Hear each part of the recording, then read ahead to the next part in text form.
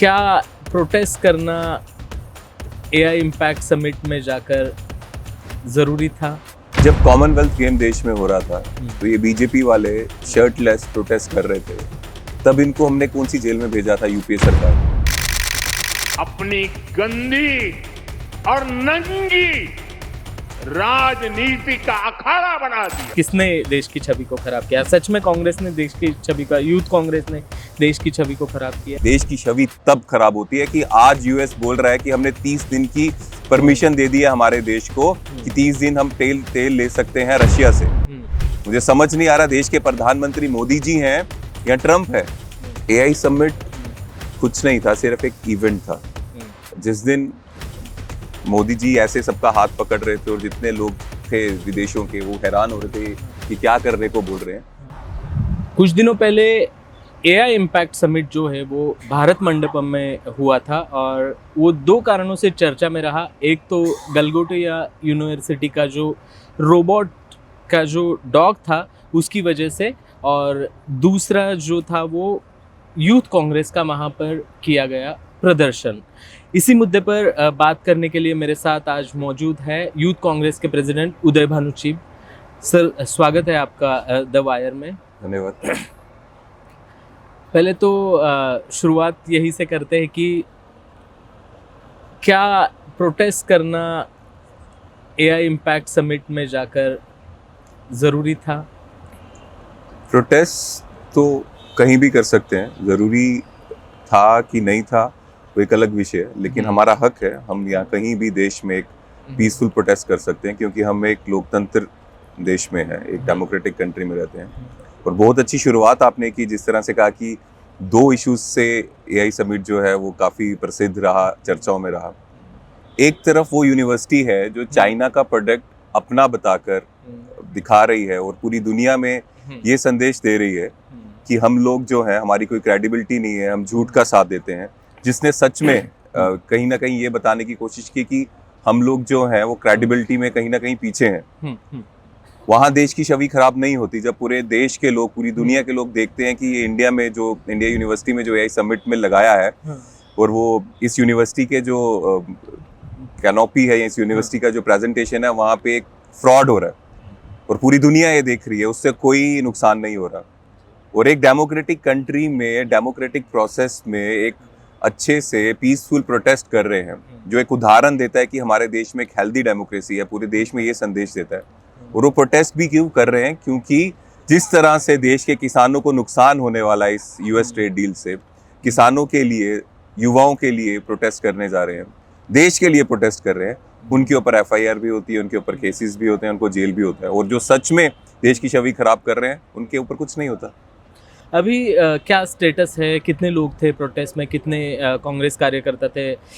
Reports ऐसा बताती है कि मध्य प्रदेश हो, उड़ीसा हो, यहाँ तक कि हिमाचल, जम्मू कश्मीर, अलग अलग स्टेट से जो है वो कार्यकर्ता वहाँ पर आए थे, और आपको जो है वो इस पूरे प्रोटेस्ट का पुलिस ने मास्टरमाइंड, यानी आपने ही ये पूरा किया था प्रोटेस्ट का जो नियोजन जिसे बोलते हैं वो।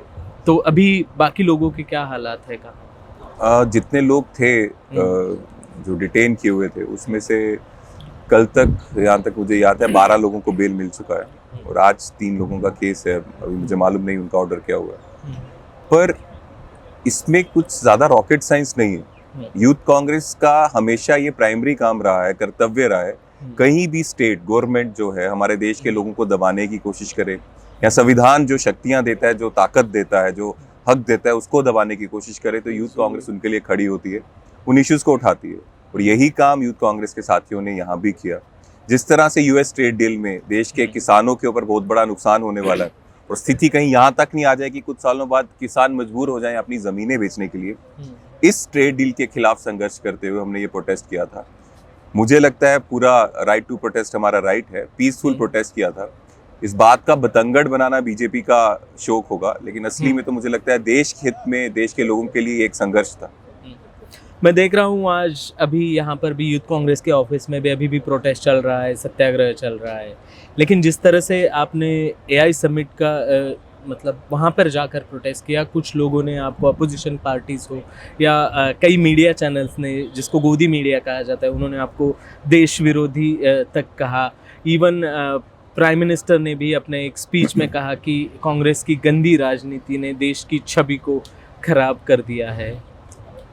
जब प्रधानमंत्री जी ने नोटबंदी डिमोनेटाइजेशन करवाई थी, तब भी कांग्रेस पार्टी ने, नेता राहुल गांधी जी ने कहा था इससे देश को नुकसान होगा, जीडीपी को नुकसान होगा। हुआ, लेकिन ये कह रहे थे कि मुझको इतना दिन दे दो, नहीं तो कहीं भी बुला लेना, देश सेवा के लिए कर रहा हूँ। फ्रॉड निकला। जब ये मेक इन इंडिया कर रहे थे, तो आज मेक इन इंडिया की क्या हालत है हम सब जानते हैं। इन्होंने एआई समिट जो किया, ये भी एक इवेंट था। जो पैटर्न है बीजेपी का, ये सिर्फ एक इवेंट करते हैं ताकि जो इनकी जो गलतियां हैं उससे डाइवर्जन लाने के लिए उसके ऊपर चर्चा ना हो और किसी और चीज पे चर्चा हो, इसलिए वो दुखी होते हैं। और गोदी मीडिया जिसका आपने नाम लिया, जो लोग, जो चैनल्स इनकी मेहरबानी से चलते हैं, वो क्यों इनके खिलाफ बोलेंगे? तो उनके लिए तो एक है, जो भी बीजेपी के खिलाफ बोल रहा है वो एंटी नेशनल है। और सिंपल सा इनका ये स्ट्रैटेजी है, और ये आज से नहीं, पिछले 12 सालों से हम देख रहे हैं। जो बीजेपी के खिलाफ बोलेगा वो एंटी नेशनल है, जो देश के लिए लड़े, ये तो देश के किसानों को खालिस्तानी बना गए यही मीडिया वाले। जो लोग अपने हकों के लिए, 700 से ज्यादा किसान जो हैं शहीद हो गए, उनको खालिस्तानी बनाने में कोई कसर छोड़ी थी क्या इन गोदी मीडिया वालों ने? तो इनकी तो क्या क्रेडिबिलिटी रह चुकी है। वर्ल्ड मीडिया इंडेक्स जो होता है उसमें भी हम किस स्तर में गिर चुके हैं, सब इन्हीं की तो बदौलत है।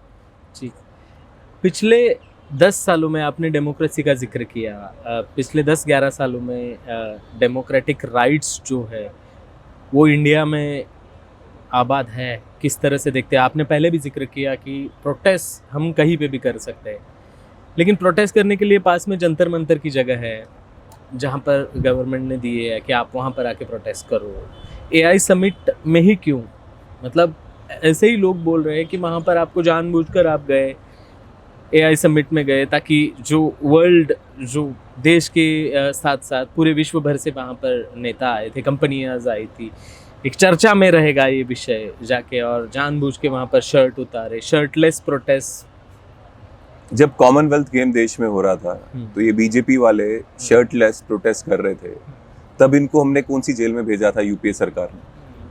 तब भी कॉमनवेल्थ गेम जब होता है तो सिर्फ इंडिया के लोग तो नहीं होंगे उसमें पार्टिसिपेट करने वाले, पूरी दुनिया के लोग आए होंगे। तब इनको शर्म नहीं आई, और तब इनके ऊपर केस किया या किसी ने इनको तिहाड़ भेजा था। वो एक इनका डेमोक्रेटिक राइट था। जो चीज़ हमें लग रहा है देश के लिए अच्छी है, इनको शायद बुरी लग रही हो, इन्होंने अपनी बात रखी, हमने अपना काम किया। सेम यहाँ पे हुआ, पर इसको ज़्यादा एक्सिलरेट करके, ज़्यादा इशू बनाकर, गोल गोल घुमाकर कि एआई समिट में ये होना था, इसलिए वहाँ पे विदेशों से लोग आए थे। तो कॉमनवेल्थ में जब हुआ, वहाँ भी तो विदेशों से लोग आए थे। जब मुंबई ताज होटल में अटैक हो रहा था, अटैक चल रहा है और आप पीसी कर रहे हो कि ऐसा है वैसा है, देश की सरकार के खिलाफ बात कर रहे हो, और पीछे वो अटैक चल रहा है, तब शर्म नहीं आई, तब आपको किसी ने अंदर किया।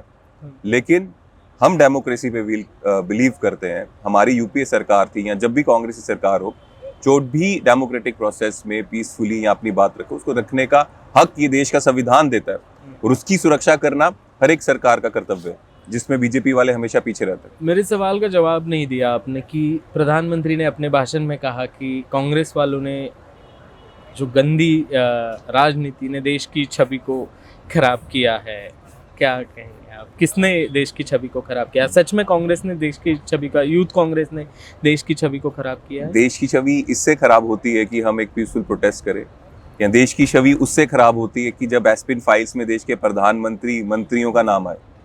देश की छवि इससे खराब होती है कि हम देश की डेमोक्रेसी को आगे बढ़ा रहे हैं, या देश की छवि इससे खराब होती है कि यूएस ट्रेड डील आप हड़बड़ी में इतनी जल्दी में कर रहे हो, जिससे देश को, देश के लोगों को, देश के किसानों को नुकसान है।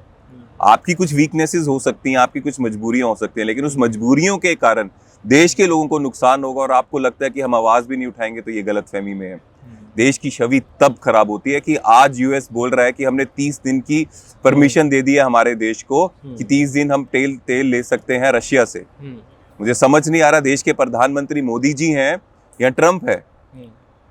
हमारे बीजेपी से वैचारिक मतभेद हो सकते हैं, हमारे बीजेपी से आइडियोलॉजिकल डिफरेंस हो सकते हैं, लेकिन मैं रिक्वेस्ट करता हूं बीजेपी सरकार से, देश जो है देश की जो सरकार है वो भारतीय चलाते हैं। अभी बीजेपी पार्टी चला रही है, वो सब भारतीय हैं, तो देश को सही गलत आप चलाइए, देश को अमेरिका को मत चलाने दीजिए।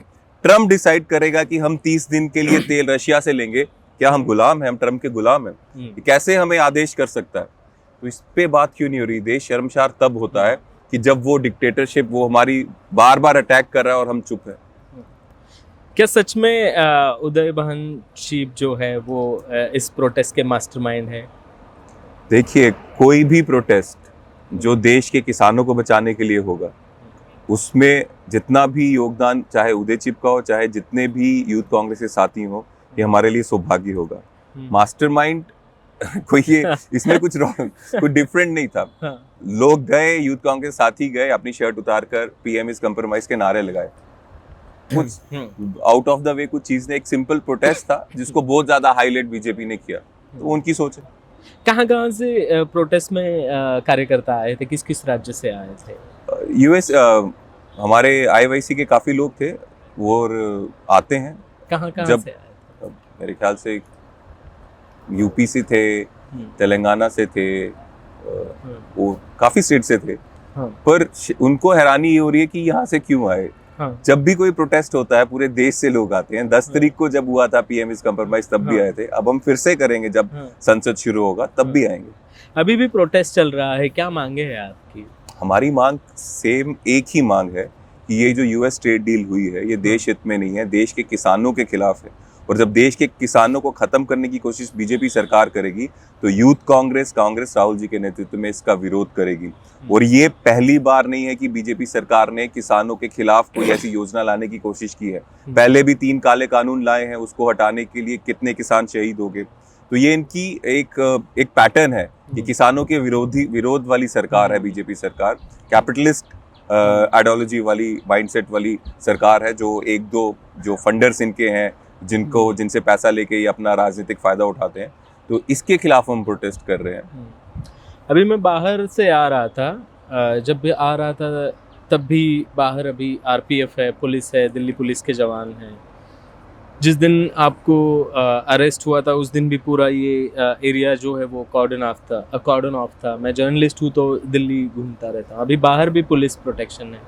क्या पुलिस ने जो है वो पूरी तरह से कांग्रेस कार्यकर्ताओं को अभी निगरानी में रखा है ताकि ऐसे प्रोटेस्ट हो या ऐसी चीज़ें और ना हो, या पुलिस हो या गवर्नमेंट हो, सरकार ने आपको कोई एडवाइजरी जारी की है कि यूथ कांग्रेस को ये नहीं करना है, ये करना है? नहीं, अगर ऐसा लिखित में दें तो मान जाएं। वैसे तो अभी तक वैसा कुछ नहीं किया इन्होंने, क्योंकि प्रोटेस्ट करना हमारा राइट है, अपोजिशन पार्टीज का, अपोजिशन ऑर्गेनाइजेशंस का काम है।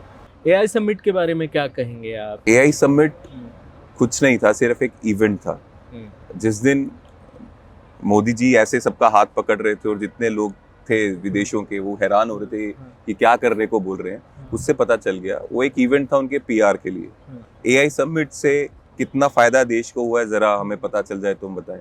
और ऐसे इवेंट्स पहले भी बीजेपी करती आई है, जिस तरह जैसे मैंने कहा मेक इन इंडिया, डीमोनेटाइजेशन, जिससे देश को कोई फायदा नहीं होता, बस उनकी इमेज में एक मेकओवर करने की कोशिश की जाती है। जी, अभी ये प्रोटेस्ट जो यहाँ पर चल रहा है वो कितने दिन चलेगा? जब तक हमारे सभी साथी नहीं छूटते हम ये प्रोटेस्ट करते रहेंगे। अभी कितने साथी जो है वो आज हमारे 3 साथी जो हैं उनकी डेट है, जो बचे हुए हैं। देखते हैं उनका ऑर्डर। टोटल कितने लोगों को अरेस्ट हुआ था और कहाँ से थे वो लोग? टोटल 15 लोग थे जो डिटेन हुए थे। एक को तो एंटीसिपेटरी बेल पहले ही मिल गया था, तो 14 लोग थे जो डिटेन हुए थे। एक आखिरी सवाल है, पिछले 10-11 सालों में आप किस तरह से देखते हो नरेंद्र मोदी के कार्यकाल को और यूथ कांग्रेस ने? मैं दिल्ली में तो मैंने देखा है कि यूथ कांग्रेस हमेशा प्रदर्शन करती है, सवाल पूछते हैं, लेकिन देश में जो है वो यूथ कांग्रेस का इतना अच्छा हाल नहीं है। अगर बात करें महाराष्ट्र की हो, तमिलनाडु की हो, अदर स्टेट की हो, वहाँ पर यूथ कांग्रेस इतना स्ट्रांग नहीं दिखता। क्या लगता है आपको? पहला कार्यकाल में जो आपने सवाल पूछा, सब जानते हैं सबसे ज्यादा बेरोजगारी इस 12 साल के कार्यकाल ने जो मोदी जी का है वो हमारे देश के युवाओं को गिफ्ट दी है। महंगाई यहाँ पे गिफ्ट दी है और हर एक चीज को इवेंट बना कर रख दिया है। कोई भी खुश नहीं है। और उसके बाद ये जो यूएस ट्रेड डील हो रही है, उसमें किसानों को एक बार फिर से नुकसान पहुंचाने की कोशिश की जा रही है। पूरा देश जान रहा है कि आज मोदी जी जो हैं वो ट्रम्प के लिए काम कर रहे हैं। क्यों घबराए हुए हैं हम नहीं जानते, पर अपनी उस वीकनेस के कारण देश के लोगों को नुकसान पहुंचाने की कोशिश कर रहे हैं। ट्रम्प देश की छवि लगातार खराब करने की कोशिश कर रहे हैं। जिस तरह से आज उन्होंने बोला कि हमने इंडिया को 30 दिन की परमिशन दे दी कि हम रशिया से तेल ले लें, तो मतलब यहाँ तक मुझे याद है हम एक आज़ाद देश है, हम अमेरिका के गुलाम तो नहीं है, यहाँ तक मेरी बुद्धि मुझे कह रही है। तो दूसरे देश हमें कैसे डिक्टेट कर सकते हैं कि 30 दिन तक ले लो या 3 दिन तक ले लो, वो तो हमारी मर्जी है ना, हम लें ना लें या कितने दिन तक लें। तो वैसा जो भी जिस तरह से चल रहा है उससे देश की छवि इससे खराब हो रही है। तो एक ये कार्यकाल हमने पहली बार देखा। इंदिरा जी भी थे, जब इंदिरा जी जब पाकिस्तान के साथ वार हुआ था, जब बांग्लादेश को अलग किया था, तो अमेरिका के लड़ाकू जल वाले जहाज शिप्स यहाँ पे आई थी और अमेरिका के प्रेसिडेंट ने डराने की कोशिश की थी। तो इंदिरा जी ने कहा था 5 छोड़ के जितने मर्जी जहाज ले आओ, इंडिया भारत जो है वो डरने वाला नहीं है। और आज वहाँ के लोग, वहाँ के लीडर्स लगातार हमारी इंसल्ट कर रहे हैं और हम एक बार भी उनको काउंटर नहीं कर रहे। ये दुर्भाग्यपूर्ण है, ऐसा कार्यकाल है, इसके बारे में हम क्या बोलें। यूथ कांग्रेस का हाँ। जो हाल है उसमें तो यूथ उसका क्या कांग्रेस में हाँ। 2018 से यूथ कांग्रेस में हूँ। हाँ। और मुझे यहाँ तक याद है कि हर एक इशू यहाँ में लगता है कि देश के लोगों के साथ गलत हो रहा है, धक्का हो रहा है, वो उठाने का काम यूथ कांग्रेस करती है। फर्क कितना है, शायद कुछ सपोर्ट जो है उस प्रोग्राम्स को एम्पलीफाई करने का पहले मिलता था, वो उतना नहीं मिलता होगा। लेकिन जहाँ तक मेरा मानना है, और जब से मैं पहले जम्मू कश्मीर का अध्यक्ष था और अब जब मैं नेशनल प्रेसिडेंट हूँ, तो हर जगह हर इशू में यूथ कांग्रेस सड़कों में रहती है और कोशिश करती है इस तानाशाह जो सरकार है उसको असलियत दिखाए। जी बहुत बहुत धन्यवाद आपका द वायर से बात करने के लिए। Thank you. द वायर के और वीडियोस देखने के लिए सब्सक्राइब करें और बेल आइकन पर क्लिक करें। स्वतंत्र पत्रकारिता की आर्थिक मदद करने के लिए डिस्क्रिप्शन में दिए गए लिंक पर जाएं और अपनी राशि चुनें।